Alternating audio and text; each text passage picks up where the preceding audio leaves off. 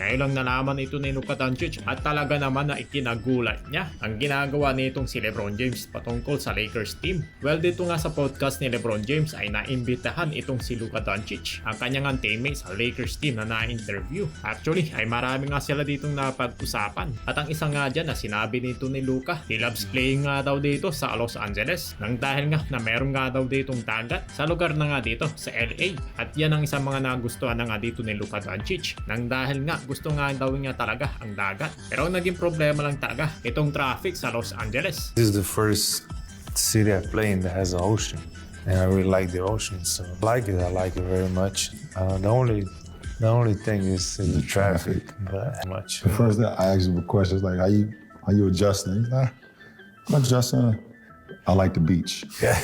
And actually, meron pang sinabi dito si Luka before pa nga na matapos ang season nila sa kanilang mga interview ay nakailang ulit na rin siya sinasabi niya na he loves playing in LA. I got the ocean here, so it's a really big thing for me.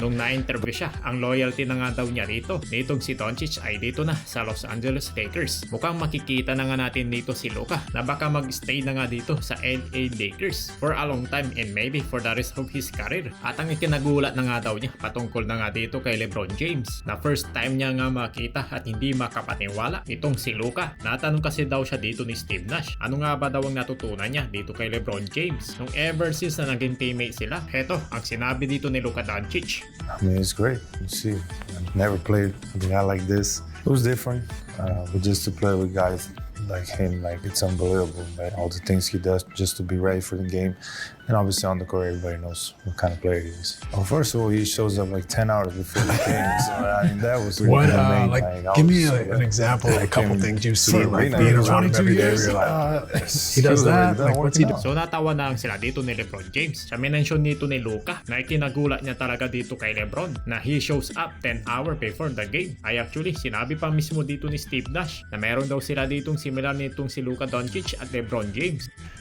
You guys are so similar.